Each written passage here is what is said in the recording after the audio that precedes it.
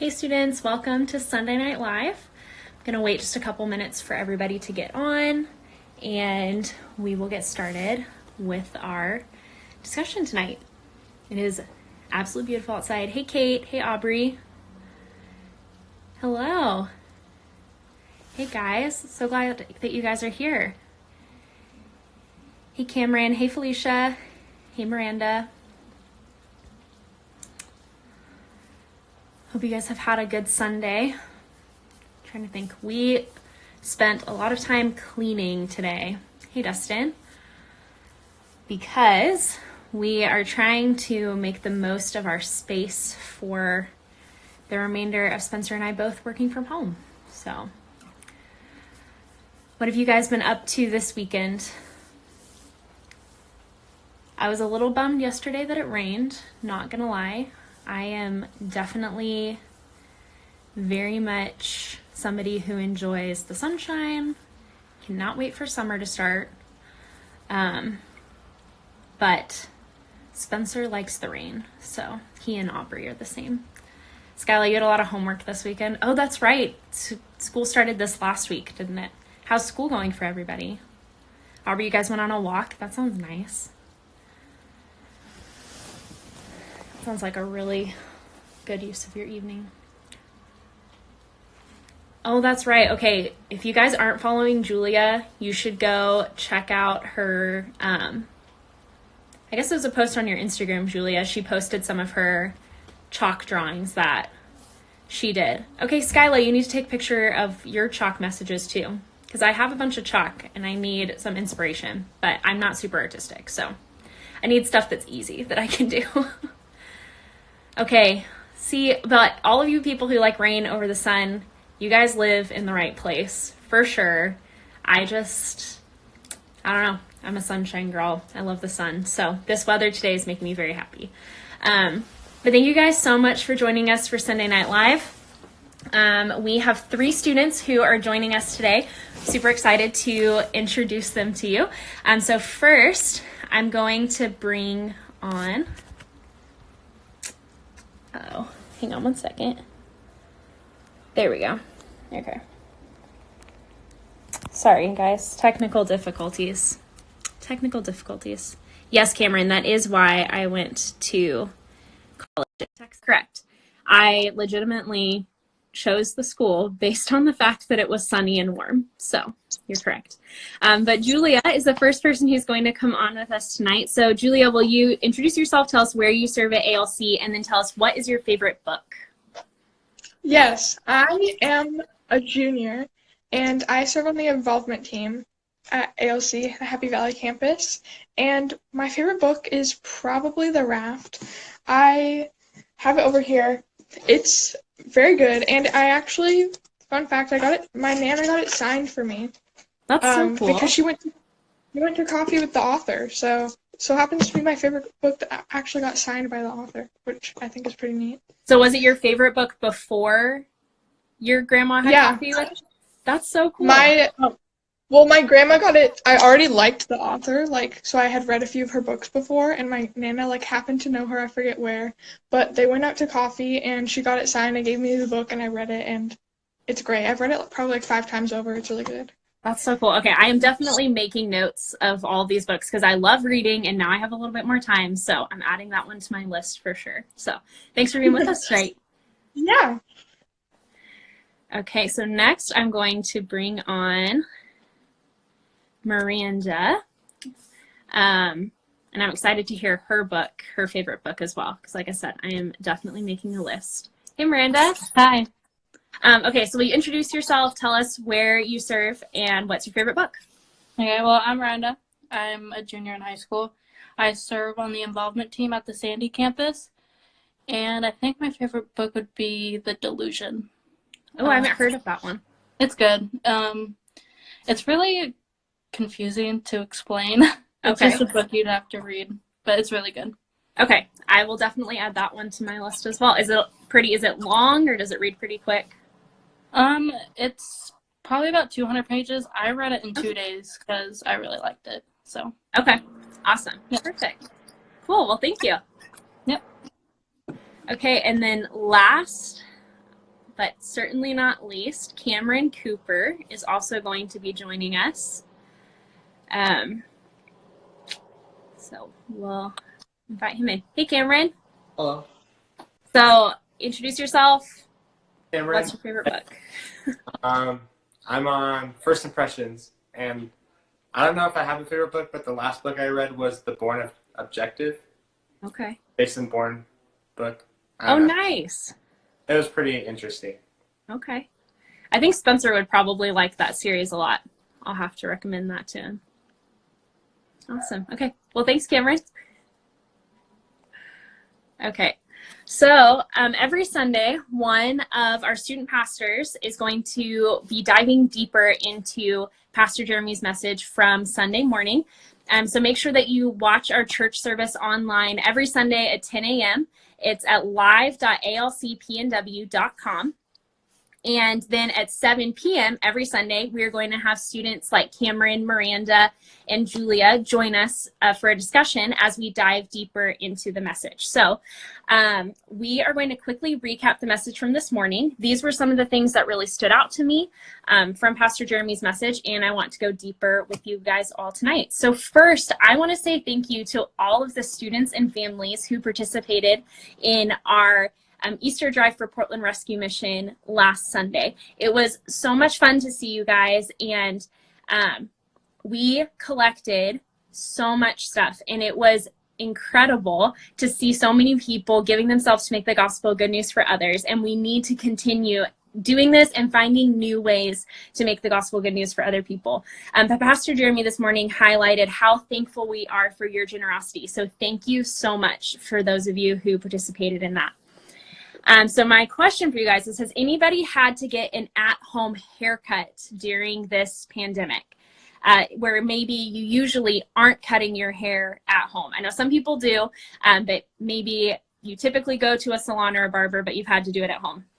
I was relieved to hear that Pastor Jeremy and Michelle have figured out how to cut their kids' hair, but I will say I have not had the same experience. On Easter Sunday, Spencer and I decided it was finally time. He needed a haircut. And let's just say that I am counting down the days until the barbershop opens back up because his hair does not look stellar. We'll put it nicely. He claims that it's not that bad. Guys, it's not good. That is not my calling. It was not good. It kept getting shorter and shorter, and does not look wonderful. So, but whether you have had to experience a bad at-home haircut or not, we are all experiencing some kind of suffering right now. And Pastor Jeremy read from Romans 8:18 through 25, and Paul writes in verse 18, "Yet what we suffer now is nothing compared to the glory he will reveal to us later." So even in the midst of what is happening right now, and our suffering, we have a good God who is working and a God who loves redeeming our brokenness. And we have hope because we have a God who loves to redeem things that are broken.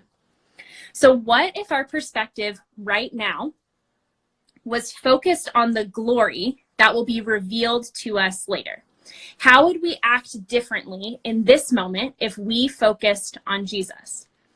Now, this doesn't get rid of our pain, right? It doesn't take our suffering away, but it gives us hope. And a great way to measure our hope is our patience and our confidence in what God is doing and what he is going to do even now. See, we need to be honest and grieve. And we focused on that a couple of weeks ago. We talked about what it looks like to grieve and to grieve safely. And Pastor Jeremy even asked us to write down and to think through things that we are grieving. He also shared this quote today: "Grief and gratitude are kindred souls, each pointing to the beauty of what is transient and given to us by grace." And that was from Patricia Campbell Carlson. See, grief and gratitude seem so weird to put together. To me, they seem like complete opposites. But Pastor Jeremy gave us this awesome breakdown. This was probably my favorite thing from the message this morning. It says grief connects us to our humanity, and it reminds us of our need for God. But gratitude connects us to God, and it reminds us that God is present. Our hope in God doesn't get rid of our suffering, but it gives us perspective. And Pastor Jeremy invited us all to name the gratitude that we feel right now. So now we're going to dive into some questions because I would love to hear what our student leaders liked about this message and what they wanted to share with us. So let me bring up Cameron because I have a question for him that I think that you guys might be able to guess once he comes on the screen. So Cameron, have you had an at-home haircut yet? And how was your experience? Mine was good, and yes, I have had one. But luckily, my sister's a professional hairstylist, and she's at home with me, and she has all her supplies, so mine went very well. Okay, so you did not have the same experience that Spencer did, it sounds like. No. Okay, so let's all look at Cameron's hair and be jealous. It looks flawless, so. Okay, cool. Well, okay, bye. Spencer will be very jealous of you. Okay, and then next, I want to hear about Julia's family's at-home hair experience because she shared something that her family did with me. Okay, so Julia, tell us, how has your family been dealing with the quarantine with their hair? Well, we haven't had any cuts yet. I probably will end up cutting some of my hair. My mom said she might ask me to help her trim a little bit of her hair, but so far there hasn't been any cutting of the hair. There's only been dyeing, and my mom has dyed her hair purple. It is kind of wearing off now because she didn't bleach it first, but she has like some gray hair sprinkled in, and it dyed that purple, so it's kind of like a mix of dark brown, black, and purple, and it looks pretty good. And I didn't know she was going to do that. She didn't tell me. She only told my sister, so I felt kind of left out, but she just walked into my room one day and was like, "Do you like it?" And I was like, "Yeah." I was really surprised, but it looks great. So That's awesome. Yeah. Your mom is so cool. I love that. Well, so it clearly hasn't been a haircut yet, but how has this pandemic interrupted your life?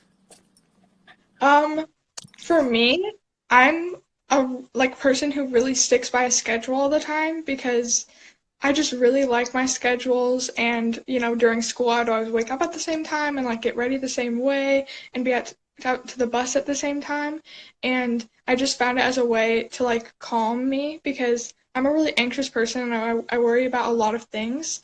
So when I know and like can prepare for things, and that just really helps me, calm some of the anxieties I have. So it's thrown off my daily schedule like completely just because everything is so unknown now, and it's really made me like more stressed out because I never know like what's gonna happen. There's always like a new thing in the news, or like I don't know what's gonna happen each day, and so that's been really hard. I also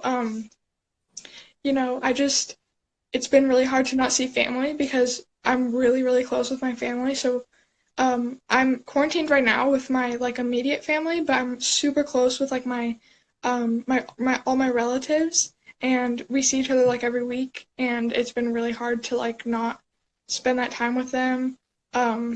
So yeah, it's thrown off a lot of that because a lot of my free time is usually spent around my family, and I don't get that now, so I kind of don't know what to do with myself. Yeah. So yeah. Yeah, those are some big things. Thank you for sharing. I'm sure that it looks like in the comments, there's a lot of people who feel the same way. So thank you so much for sharing that. Okay, so next I'm going to bring Cameron back in. I definitely am somebody too who thrives off of routine. So I definitely identified with what Julia was saying because I like my structure and I'm trying to find new structure. So Cameron, Pastor Jeremy mentioned, like, even if we didn't choose this interruption, right? I don't think that if anybody 2 months ago was saying, what would you be doing right now? This probably is not what we would have chosen, but we can choose how to react. So how can we focus on Jesus right now and not focus just on ourselves?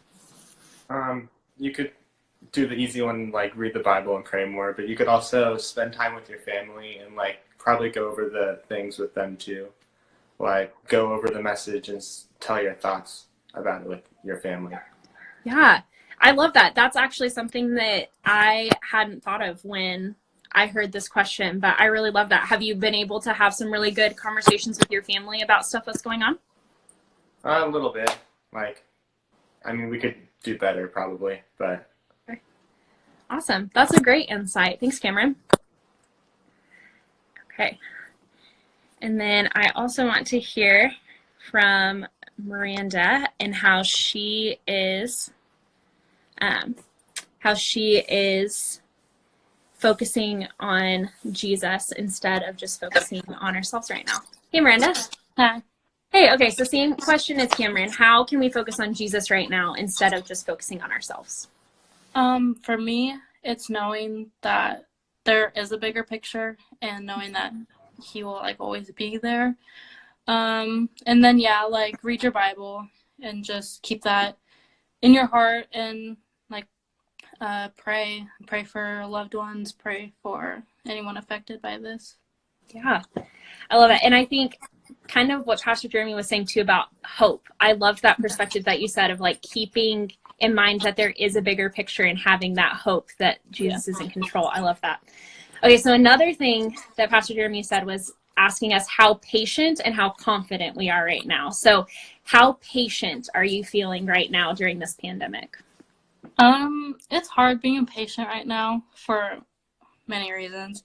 I just feel like we don't have a lot of answers, and it's just really hard for me. And my family has gone through a lot within the past 2 weeks. My grandpa had brain surgery. Oh my goodness. And that was hard because we didn't have any answers of his condition, what treatment he'll need. Because they found a brain tumor on his frontal lobe. Oh my goodness. So he has to do radiation. Yeah, it was hard not knowing for a while because all we could do was call his doctors. We couldn't go visit him. And that was just really made me impatient. So definitely. I totally relate to the feeling of, okay, I don't have answers and I don't have something I can count down to. And so it's hard to be patient when it feels like I don't even see the light at the end of the tunnel. Yeah. And then to have the family stuff on top of that, that's a lot. So thank you for sharing that. Yeah, of course. Okay.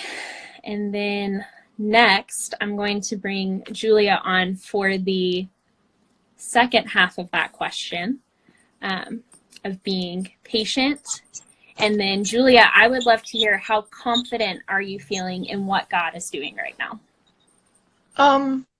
Honestly, it's been pretty hard to have that confidence because I'm a see it to believe it type of person, and it's really hard for me to see God working in a time like this. When I turn on the news or everyone around me is just, it's such a sad time, and everybody's talking about everything that's going wrong because there's so much in the world that's going wrong right now. And I know that he's there, but it's really hard and it's been difficult to just see how what he's doing around us. And like Miranda said, I've been challenging myself to see the bigger picture because I know that he has a bigger picture, and that I should hold on to hope, but it has been tough for sure. So.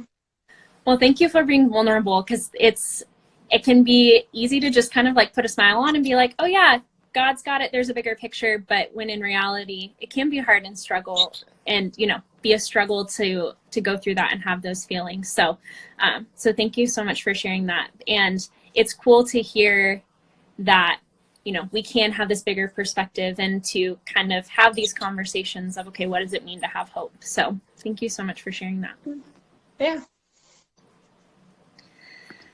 Okay, and then going to bring Cameron back on. We've got a few more questions.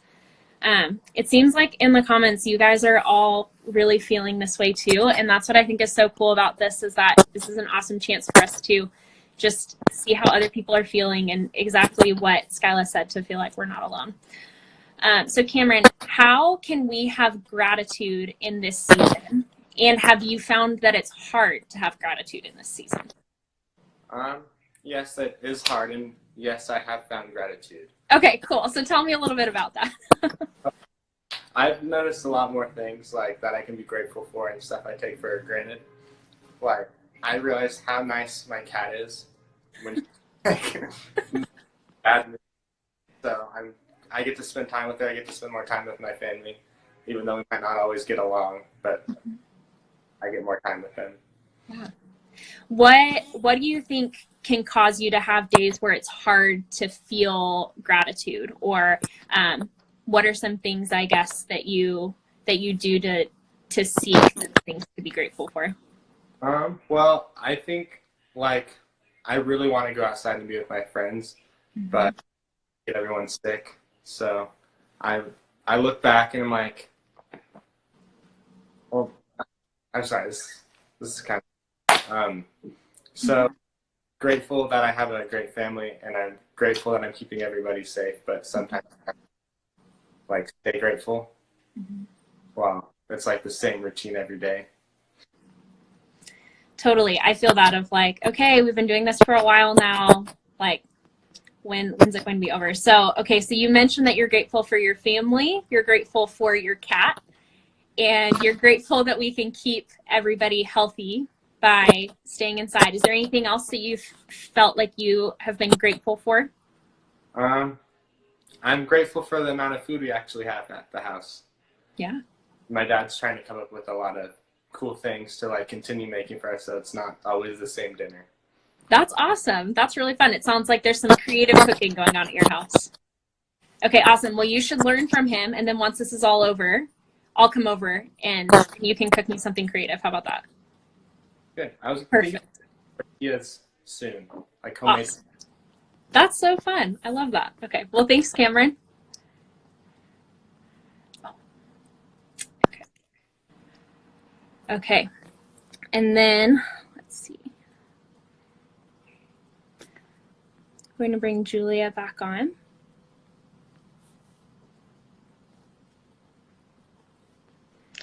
Oh, wow, that's my fish. Oh, look at that.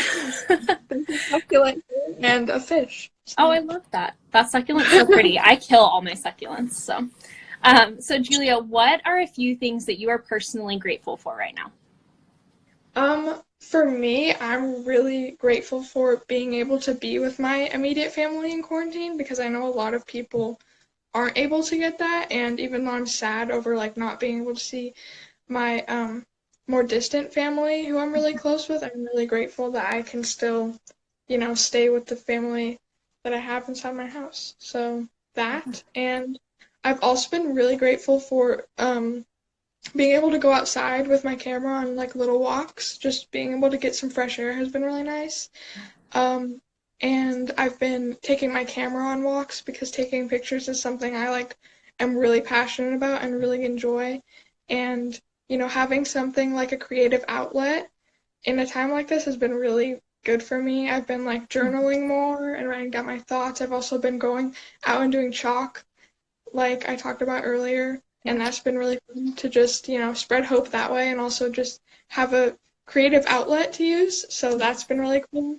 And I also really love Zoom right now. So that's been really cool. Just getting to use that to also stay in touch with people that I can't see in person right now. Yeah. So I'm grateful for Zoom, for sure. That's awesome. That's a really great, thoughtful list of things to be thankful for. Thank you so much for sharing those. Yeah. Okay, and then I also want to hear what Miranda is thankful for. These have been really inspirational lists and have definitely gotten me thinking about things that I'm thankful for. But Miranda, I would love to hear, what are a few things that you are personally grateful for right now? I'm also grateful to be with my family, even though they drive me crazy sometimes. I'm really grateful that my grandpa recovered well from his brain surgery. He surpassed all expectations. Awesome. His doctors were really impressed. And I'm also grateful, like, now I can spend time with him because we live on the same compound, so we're around each other all the time. Oh, that's awesome. So I'm really grateful I can spend time with him. And yeah, that's probably my big thing. That's great. Well, I will definitely continue to pray for him. And sounds like you've got a really great community around you too, who will continue to pray for your family. But thank you so much for sharing those. I agree. Family is great, even when they drive us absolutely crazy. So anyway, thank you so much for being on here tonight. You're welcome. Okay. Well, I want to end by inviting all of you to put Pastor Jeremy's message into action by listing out things that you feel gratitude for right now and feel encouraged knowing that we have a God who is working for our good even when we don't see it. I don't know about you guys, my favorite song that we sang this morning was Waymaker, and that bridge of even when I don't see it, you're working. It's such a good reminder that regardless of what's going on, regardless of things feeling like they're out of control or not on our schedule, like Julia shared, we still have a God who has our backs and is working in the midst of it. So thank you so much for joining us tonight. We can't wait to see you guys on Wednesday night for virtual life group on Zoom, like Julia said, at 7 p.m. And then next Sunday for Sunday Night Live, also at 7 p.m. And thank you guys so much. Thank you, Miranda, Julia, and Cameron, for your vulnerability and for sharing with us tonight. We love you and just appreciate you guys. And we will see you guys all soon. Bye.